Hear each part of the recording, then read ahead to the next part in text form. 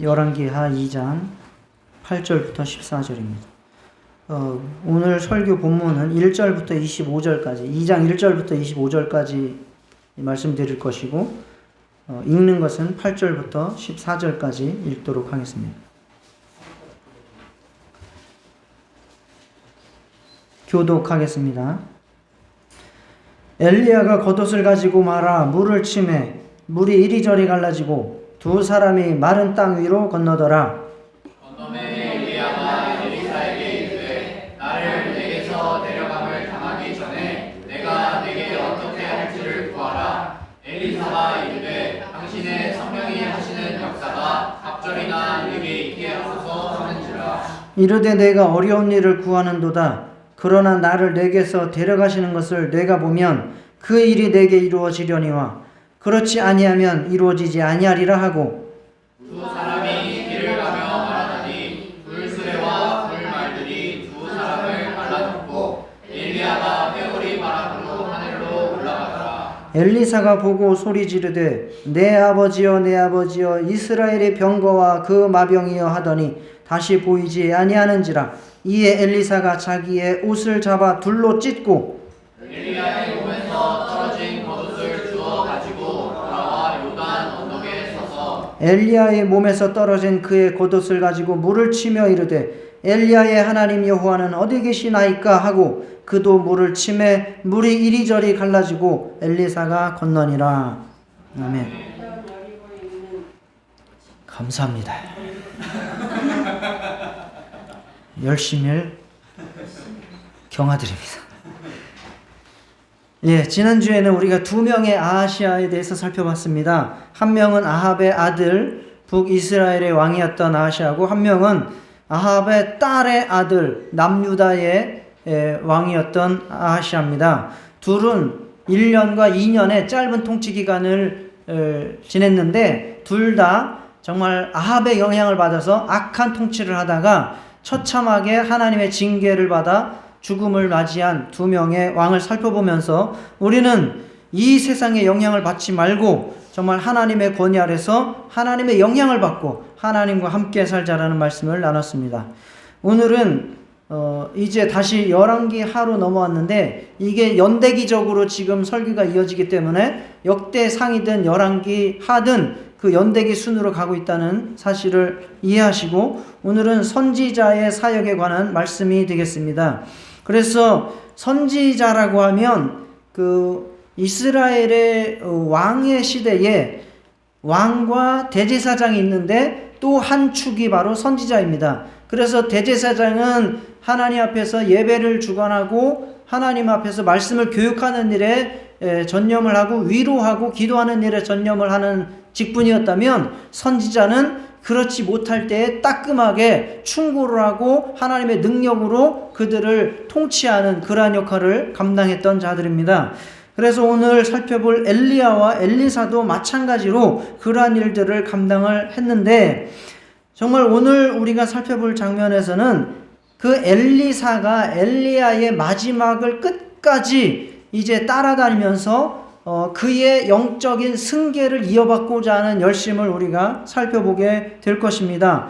이 두 선지자는 엘리야, 엘리사는 가장 이스라엘의 암흑기에, 즉 아합 왕과 이세벨이 통치하던 그 시기에 하나님께서 세우셔서 영적으로 그들과 맞서 대항해서 싸우고 이스라엘과 남유다를 지켰던 바로 아주 위대한 선지자들입니다. 그래서 우리는 오늘 엘리야와 엘리사 선지자의 승계 과정을 통해서 우리도 정말 이 악한 세대에 맞서서 싸워야 되고 또 하나님의 능력을 받아야 되고 영적인 소원을 가지고 하나님 앞에 쓰임받아야 되겠다라고 하는 말씀을 전할 수 있도록 하겠습니다. 그래서 세 가지의 소제목을 가지고 살펴볼 것인데 첫째는 후계자를 세워야 된다. 영적인 제자, 후계자를 세워야 된다는 말씀을 우리가 살펴보게 될 것이고 두 번째는 그러기 위해서 우리가 먼저 하나님의 일과 능력을 사모해야 된다라고 하는 말씀. 그리고 세 번째로 우리가 해야 할 일은 영혼을 살려서 열매를 맺게 해야 되고 또 이 세상에 악한 세력을 맞서 싸우고 그들을 제어해야 된다라고 하는 말씀을 전하게 될 것입니다. 첫째, 후계자를 세워라. 이제 엘리야가 큰 역사를 오랜 시간 동안 하고 이제 하나님의 부름 받을 때가 되었습니다. 정말 얼마나 힘들었습니까? 예, 예, 알겠습니다.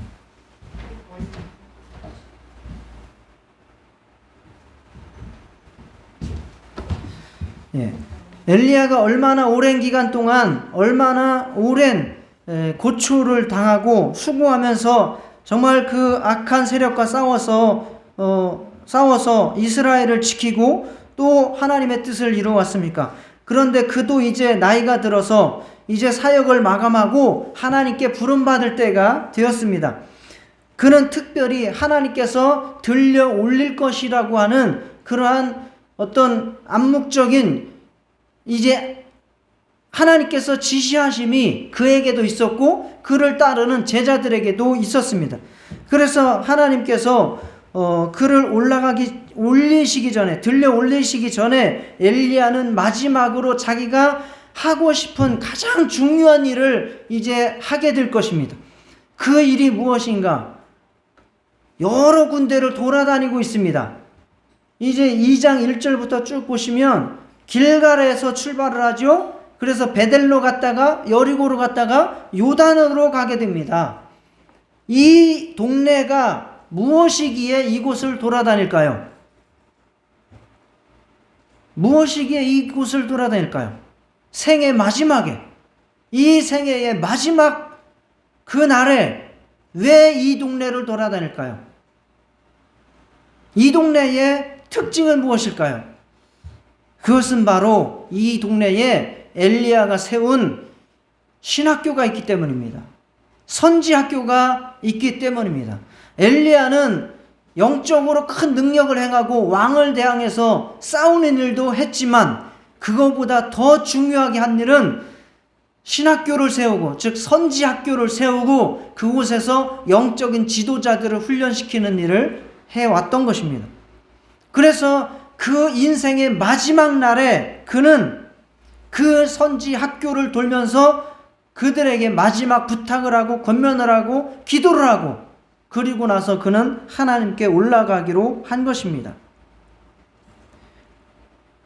차세대 영적 지도자들을 만나고 나는 하늘로 가야겠다. 그러한 열정이 바로 오늘 열왕기하 2장에 나타나고 있습니다. 그것이 그에게 가장 의미 있는 일이었고 그가 마지막에 해야 될 일이었기 때문입니다.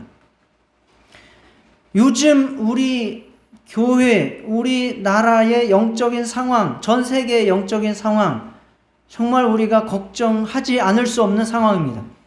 이것은 우리가 몸소 체험하면서 느끼는 바이기도 하지만 전문적으로 연구하는 사람들에 의해서 통계적으로도 너무 잘 나타나고 있습니다. 이거를 김시현 선생님께서 PPT로 잘 만들어 주셨는데 딱 보시면 노란색 도표는 종교인이에요. 이거는 뭐 불교인이든 카톨릭이든 기독교인이든 뭐든 종교인이에요. 파란색은 무종교인이에요. 종교가 없다. 이게 뭐냐면 탈종교화, 그러니까 신을 의지하지 않고 육체에만 머물러 있는 사람의 비율이 엄청나게 급속도로 증가하고 있다는 거예요. 2004년에 43%가 무종교인이었어요. 10명 중에 4명이 나는 종교가 없다 했는데 지금은 10명 중에 6명 이상이 나는 종교가 없다. 거꾸로 2004년에는 10명 중에 6명 가까이가 나는 종교가 있다 했는데 지금은 10명 중에 4명도 안 되는 숫자가 나는 종교가 없다. 이제 탈종교화 시대예요. 종교를 갖지 않는 시대, 신을 믿지 않는 시대, 신을 인정하지 않는 시대, 즉 하나님의 도움을 청하지 않고 자기 영혼을 인정하지 않는 시대로 점점 기울어져 가고 있다. 기독교의 비율은 더 처참합니다. 2004년도에 27%까지 갔어요. 27%면 10명 중에 그러니까 10명 중에 2.5명이죠. 100명 중에 25명이 넘는 숫자죠. 4분의 1, 우리나라의 4분의 1이 기독교인이었던 때가 있었어요. 10명 중에 4명이 기독교인이었던 때가. 그런데 지금은 그게 급 강화하면서 10명 중에 1명 반, 즉 100명 중에 15명 정도만 기독교인이다라고 말을 하고 있어요. 그것도 매주 주일을 지킨다든가 뭐 열심히 신앙생활을 하는 게 아니고 나는 기독교인입니다 라고 통계에 표를 하는 사람이 100명 중에 15명이라는 거예요. 그러니 진실로 하나님을 섬기는 사람의 숫자는 정말 손에 꼽기 힘들 지경으로 와 있습니다.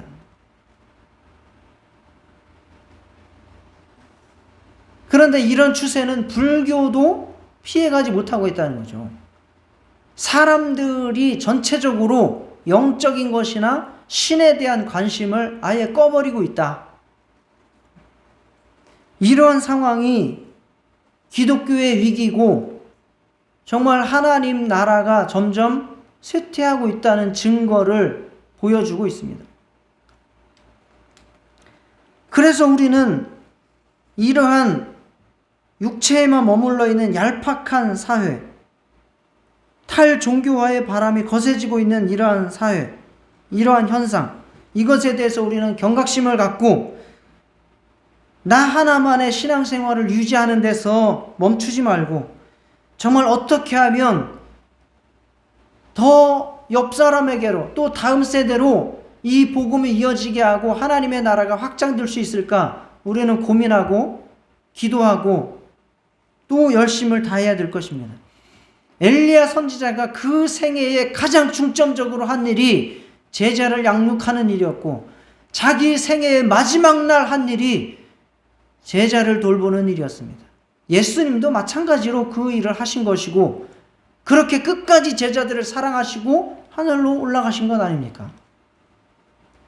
여러분, 우리가 나 하나 구원받고 적당히 그냥 신앙생활 하다가 가면 천국 가면 되지 그 생각에서 벗어나셔서 이제 더 내가 체험하고 믿고 있는 하나님을 소개하고 성경을 가르치고 정말 그들도 기도하고 순종하고 하나님의 능력을 체험할 수 있도록 그렇게 전하시는 저와 여러분 될 수 있기를 축원합니다. 정말 제자를 삼아야 됩니다. 하나님의 자녀, 예수님의 제자를 삼는 그러한 마지막 시대에 부름받은 자들로 서시기를 축복합니다. 이러한 통계 가운데서 최근에 나오는 미국의 교회의 통계는 잠깐 우리에게 위로를 주기도 합니다. 여기에는 나오지 않지만 미국의 교회들도 동일하게 이렇게 급격하게 하락을 하고 있는데 그 중에서 현상을 유지하거나 오히려 부흥하는 교회들이 있어요. 그러한 교단들이 있습니다. 크게 세 가지 교단인데 첫째는 보수 복음주의. 그 보수 복음주의라고 하는 것은 성경을 문자 그대로 하나님의 말씀으로 믿고 그대로 순종하려고 하는 교단이 있는 거예요. 그래서 타협하지 않고 말씀 그대로 믿고 순종하려고 하는 교회는 성장하더라. 그리고 또 한 부류는 성령 은사주의 교회. 오순절 계통의 성령 은사주의. 하나님을 체험하려고 하고 하나님을 만나려고 하고 하는 그러한 계통의 교회는 또 성장하더라. 세 번째는 타락하는 교단에서 나와가지고 독자적으로 독립교회를 이루어서 하나님 뜻대로 나아가려고 하는 교회. 이 세 부류의 교회는 지금도 성장을 지속하고 있다는 거예요. 그래서 우리 교회도 정말 세상에 유혹이 많고 우리의 육체의 정욕들도 많이 있지만 하나님의 말씀을 그대로 믿고 가르치고 실천하고자 몸부림칠 수 있기를 축원합니다. 그게 사람들의 눈에는 그렇게 해서 되겠어? 하지만 하나님이 역사하셔서 부흥이 일어나는 겁니다. 교회 부흥과 전도는 하나님의 이름을 믿으시기 바랍니다. 성령께서 우리 가운데 역사하시고, 성령께서 우리를 만나주시고, 성령께서 우리에게 영혼을 붙여주시고, 성령의 능력으로 우리가 하나님의 나라를 확장해 갈 수 있도록 기도하시고 나아갑시다. 그게 부흥의 길입니다. 그래서 이것이 어떤 세상의 눈치나 교단의 눈치나 세상의 교회의 흐름과 동떨어지더라도 우리는 하나님의 뜻대로 더 정진해 나아갈 때에 우리가 세상에서 제대로 된 하나님을 맛보고 제대로 된 하나님을 믿고 전하고 제자를 양육할 줄 믿습니다. 두 번째, 그러기 위해서 우리가 먼저 해야 될 일은 하나님의 일과 능력을 사모해야 됩니다. 엘리야가 마지막 일정을 보낼 때에 길갈에서부터 쭉 이렇게 동네 순회를 하고 다니죠. 선지학교를 돌아보기 위해서 다니는 겁니다. 가장 눈에 띄는 장면이 하나 나와요. 어쩌면 눈에 거슬리는 인간이 나옵니다. 그 인간이 누굽니까? 엘리사입니다. 엘리야가 가는 곳마다 찰거머리같이 따라다닙니다. 너는 좀 여기 있어라. 따라오지 말아라. 내가 죽음을 앞두고 마지막 다니는 길에 너는 좀 가만히 있어라. 라고 하지만 절대 그렇게 할 수 없습니다. 저는 스승님 끝까지 따라가겠습니다. 하고 찰거머리같이 돌아다닙니다. 길갈에서도 그랬고 베델에서도 그랬고 여리고에서도 똑같이 너는 좀 제발 가만히 있어라. 따라오지 마라. 안 됩니다. 저는 따라갈 겁니다. 엘리사는 끝까지 쫓아갑니다. 각 지역에 있는 선지 학교의 생도들도 엘리사를 비웃습니다. 야, 좀 적당히 좀 따라다녀라. 선생님 피곤하시다. 선생님이 언제 하늘로 올라갈 줄 알고 너 그렇게 끝까지 쫓아다니려고 그러냐. 제발 좀 귀찮게 하지 말아라. 이렇게 같이 엘리야를 따르는 제자들, 생도들조차 엘리사를 무시하고 멸시하고 조롱합니다. 그러나 그들 신경 쓰지 않습니다. 끝까지 따라다닙니다. 엘리사는 엘리야의 그 하나님의 일을 자기가 승계받고 싶었고 엘리야가 가지고 있는 하나님의 능력을 자기도 소유하고 싶었습니다. 그거는 자기의 육신의 소망이 아닙니다.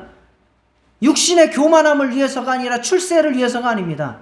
이 타락한 세대에 엘리야가 했던 일을 내가 해야 되기 때문에 하는 사명감 때문입니다.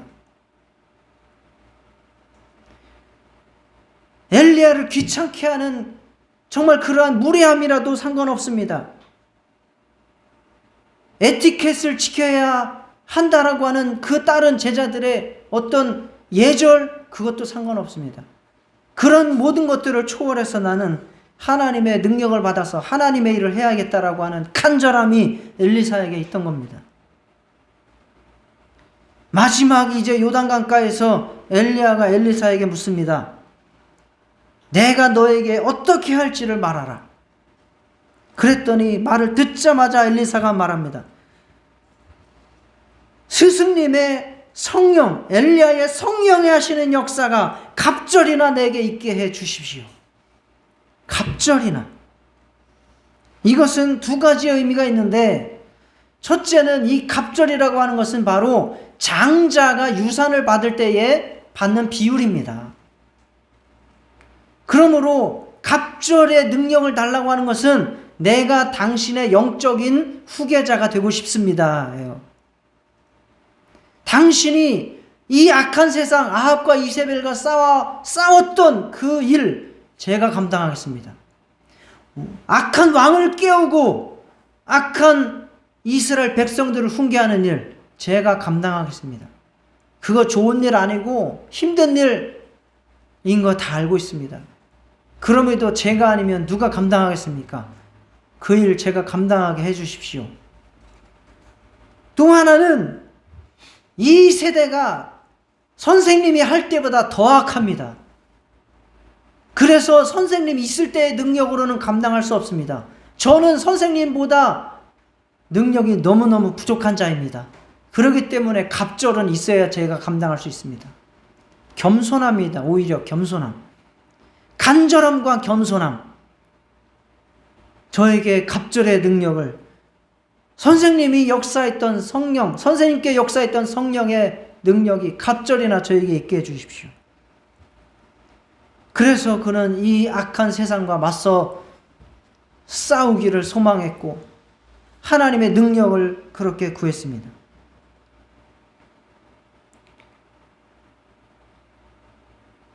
자, 이와 같은 간절한 그리고 겸손한 심령이 있어야 하나님의 능력을 받고 하나님의 일을 할 수 있습니다. 예수님께서도 이것은 계속해서 강조하신 바입니다. 예수님께서 처음으로 사역을 시작하실 때에 고향에서 천대를 받았어요. 네가 나와 같이 옷 벗고 목욕하고 옷 벗고 놀던 앤데 네가 무슨 하나님의 일을 하겠느냐? 그러면서 무시했어요. 그때 예수님께서 하신 말씀입니다. 선지자가 고향에서는 환영을 받는 자가 없느니라. 내가 참으로 너희에게 이르노니 엘리야 시대에 하늘이 3년 6개월간 닫히어 온 땅에 큰 흉년이 들었을 때에 이스라엘에 많은 과부가 있었으되 엘리야가 그중 한 사람에게도 보내심을 받지 않고 오직 시돈 땅에 있는 사렙다의 한 과부에게 뿐이었으며, 과부가 한 명 있었던 게 아니라 수많은 과부가 있었지만 그 중에 사렙다의 과부 하나에게만 엘리야가 보내심을 받았고, 또 선지자 엘리사 때에 예수님과 엘리야 엘리사는 밀접한 관계가 있습니다. 이 성경을 전체적으로 보시면 엘리사 때에 이스라엘에 많은 나병 환자가 있었지만 그 중에 한 사람도 깨끗함을 얻지 못하고 오직 수리아 사람 나만 뿐이었느니라. 이게 무엇을 말합니까? 사모하고 겸손한 자에게 하나님의 은혜가 임하고 하나님의 능력이 미친다는 겁니다. 다 똑같이 아무에게나 다 주어지는 것이 아니라는 말씀을 하는 겁니다.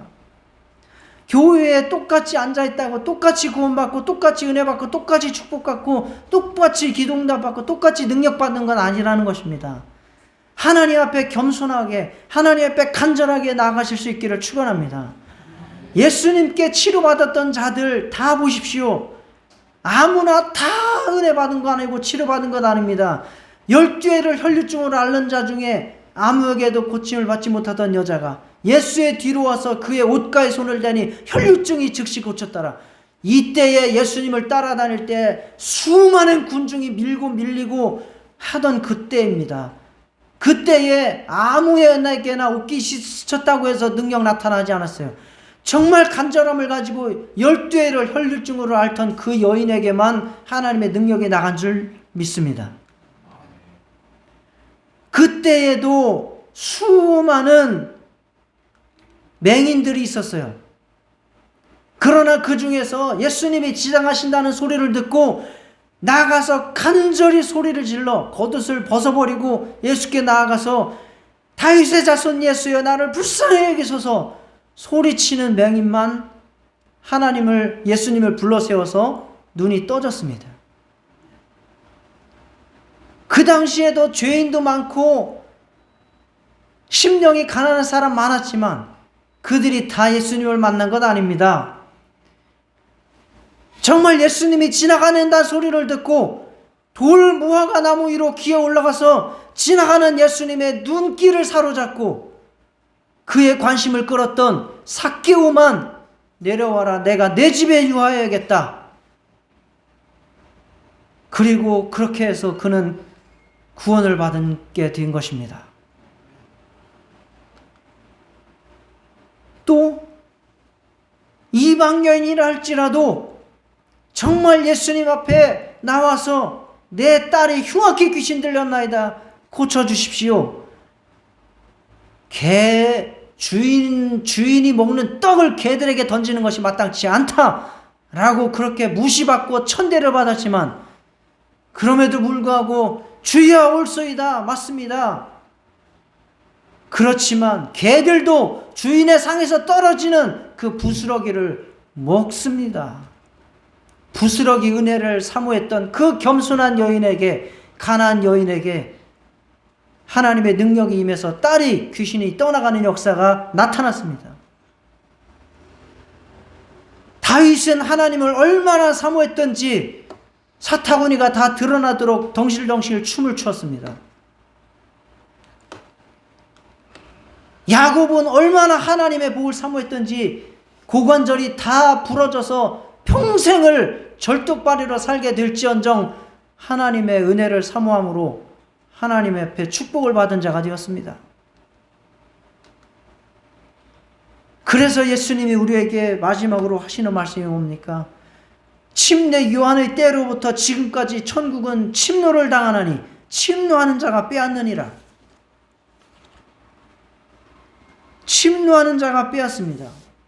하나님의 능력이 없는 것이 아니고, 하나님이 돈이 없는 것이 아니고, 하나님이 힘이 없는 것이 아니고, 우리의 겸손함이 부족하고, 우리의 가난함이 부족하고, 우리의 열정이 부족하고, 우리의 열심이 부족한 것입니다.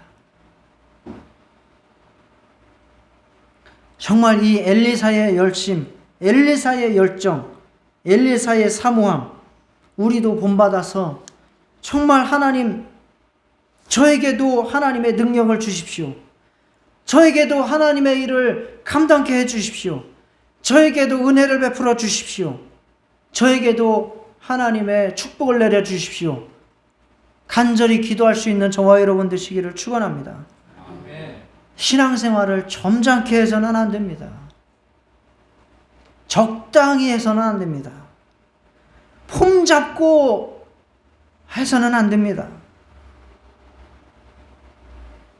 세상 욕심은 버려야 되지만 영적인 욕심은 더 가지셔야 됩니다. 최고의 은혜를 사모하고 최고의 영적인 능력과 은사를 사모하시기를 바랍니다. 내가 잘 되고 내가 배부르고 내가 높아지기 위해서 그러는 건 아닙니다. 하나님 나라를 위해서 하나님의 능력을 구하시고 하나님의 치료를 구하시고 지혜를 구하시고 말씀을 구하시고 정말 지도자가 되시기를 축원합니다. 그래서 교회에서 직분을 사모하셔야 되고 교회에서 일을 사모하셔야 됩니다. 정말 하나님 앞에 귀하게 쓰임받는 저와 여러분 되시기를 다 축원합니다. 그래서 해야 될 일이 무엇이냐? 엘리사가 이제 엘리야가 불말과 불병거가 가로막으면서 회오리 바람을 타고 하늘로 올라갔어요. 이 굉장한 능력 아닙니까? 이게 성경에서 죽지 않고 하늘로 올라간 사람이 몇 명 있어요? 아는 사람 있어요? 엘리야 있어요, 엘리야. 또 한 명 있죠? 에녹 있어요, 에녹. 이건 예수님의 예표이기 때문에 그래요. 예수님의 예표이기 때문에. 물론 예수님도 죽었다가 부활하셨지만 그가 하늘로 올라가셨죠. 하늘로 올라가셨습니다. 그러고 나니까 엘리사는 지금 자기에게 현실적으로 당장 이루어진 게 있어요, 없어요? 없어요. 애통하는 거예요. 뭐 말하라고 하더니 나한테 뭘 준 거예요 도대체? 이러면서 애통해서 스승이 없어진 것에 대해서 애통해서 자기 옷을 찢습니다. 그런데 보니까 하늘에서 옷이 하나 떨어지네. 누구 옷이에요? 엘리야의 겉옷이 떨어지네요. 겉옷은 신분을 상징하는 거예요. 그래서 그 겉옷을 주워가지고 요단강을 내리치면서 막 소리를 칩니다. 엘리야의 하나님 여호와는 어디 계십니까? 엘리야의 하나님 여호와는 어디 계십니까? 왜 나의 하나님은 되지 않습니까? 라고 하는 거죠. 엘리야의 하나님이 나의 하나님도 되어 주십시오라고 하는 간절한 외침이죠. 그러면서 요단강을 막 엘리야의 겉옷으로 내리쳤더니 아니 이게 뭡니까? 막 요단강의 물이 갈라지는 거예요. 그것은 바로 엘리야에게 역사했던 하나님이 엘리사에게 임했다는 것을 말하는 겁니다. 엘리사가 이제 엘리야의 영적인 후계자, 승계가 되었다라는 것을 말씀하는 겁니다. 그래서 다른 생도들도 그것을 인정할 수밖에 없었습니다. 다른 생도들은 엘리야를 찾으러 가네마니 막 이러고 있을 때 엘리사는 다른 길을 갑니다. 첫 번째로 한 그 두 가지 사역이 있는데, 첫 번째는 바로 여리고에서 일어났습니다. 여리고는 굉장히 아름다운 성읍이에요. 물이 있거든요. 종려나무 성읍이라고 별명이 붙여져 있지 않습니까? 그런데 거기에 지역에 물이 안 좋아가지고 그 물을 먹는 사람이 병이 걸리거나 아니면 그 물을 빨아들인 나무들이 과실을 맺지 못하는 이러한 일이 있었던 겁니다. 그래서 그 지역 주민들이 엘리사에게 도움을 청한 거예요. 엘리사가 기도하고 그 물을 고쳐주었습니다. 그래서 그곳에서 이제 생수가 나서 사람들도 나무들도 짐승들도 평안해졌다라고 하는 일. 바로 예수님께서 우리에게 주신 것은 생수를 주신 거죠. 목마르지 않는 영원한 생명수가 되어 주신 것이죠. 그래서 우리가 그 생명수를 마시고 또 열매를 맺게 하신 것입니다. 우리도 해야 될 일들은 생수를 공급해주고 영원히 목마르지 않는 생수를 공급해주고 그들이 영원히 살아서 영적인 일을 할 수 있게 해주는 것입니다. 그리고 또 한 가지 일이 나옵니다. 베델로 올라가는데 성경에는 작은 아이들이라고 나오죠. 원어로 보면 이게 애기들이거나 유치원생들을 말하는 게 아니에요.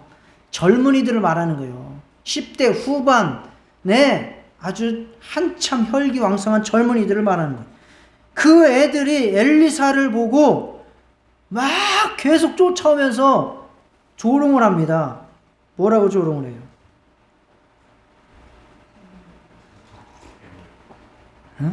뭐라고 조롱을 해요? 대머리여 올라가라, 대머리여 올라가라, 대머리여 올라가라. 엘리사가 대머리였던 것 같지요. 그러면서 이 하나님의 사람, 엘리야도 그렇고 엘리사도 그렇고 항상 하나님의 사람이라고 칭해집니다. 성경 하나님의 사람. 인자죠, 인자. 하나님의 사람. 그래서 이 엘리사가 열받아가지고 저런 것들이 나를 놀려? 이러면서 예수의 이름, 하나님의 이름으로 저주를 해버립니다. 그래서 곰이 2마리가 나와가지고 그 애들을, 젊은이들을 다 찢어 죽였다 그랬어요.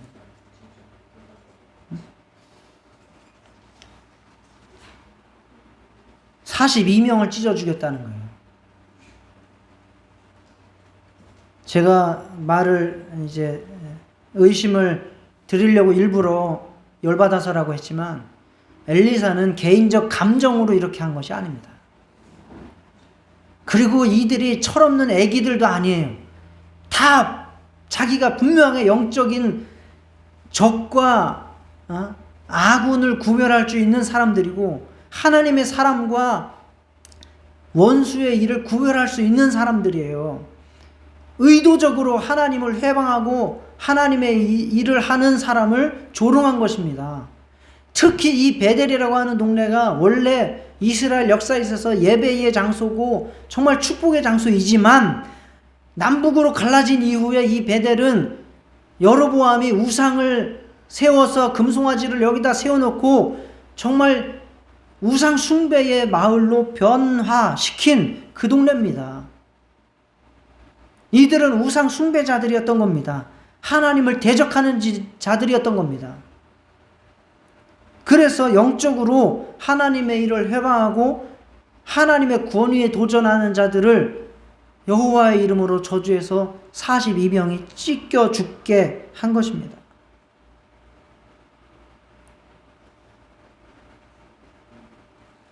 하나님을 우습게 여기고 정말 하나님의 일을 우습게 여기고 회방하지 않도록 조심하시기를 바랍니다. 그래서 우리는 하나님의 일을 할 때에 영적인 원수들을 싸워야 된다는 거죠. 이 세상에 하나님을 해방하고 하나님을 조롱하는 자들을 맞서서 싸워야 되고, 물리적으로 싸우는 게 아니라 기도로 싸워야 되고, 또 내 안에서 역사하는 그러한 원수들, 하나님의 일을 해방하는 악한 생각들을 맞서 싸워야 되는 것이죠. 그래서 너희가 예수의 이름으로 귀신을 쫓아내며 새 방언을 말하며, 귀신 쫓아낸다고 우리가 얼마나 큰 부자가 되겠어요? 무슨 뭐가 이루어지겠어요? 영적인 일을 하는 거죠. 귀신을 쫓아내서 병이 낫기도 하고 안 풀리던 일이 풀릴 수도 있죠. 그거는 결과고 영적으로 싸움을 하라는 거죠. 방언을 말하라. 이것도 영적으로 하나님의 일을 기도하라는 거예요. 방언으로 뭘 기도하는지 내가 어떻게 알아? 몰라요. 저도 내가 방언해도 내가 뭔 기도하는지 나도 몰라. 그렇지만 영적인 기도이기 때문에 영적인 싸움이 된다는 거예요. 그래서 우리가 성령 받으면 영적으로 기도해서 원수들을 물리치고 영적인 싸움을 해나갈 수 있는 거죠. 그래서 그들의 괴계를 무찌르고 정말 하나님의 뜻이 이루어질 수 있도록 해 나아가야 한다는 것입니다. 예수님께서 말씀하셨습니다. 나를 믿는 자는 나와 같은 일을 할 것이고 나보다 더 큰 일도 하리라. 우리가 예수님의 능력을 받고 정말 성령 받아서 엘리사가 엘리야를 이어받아 주님의 뜻을, 하나님의 일을 했던 것처럼 생명을 살리고, 두 가지야. 영혼을 구원하고 마귀를 대적하는 일입니다. 우리도 영혼을 구원하고 마귀를 대적하는 일을 감당할 수 있기를 축원합니다.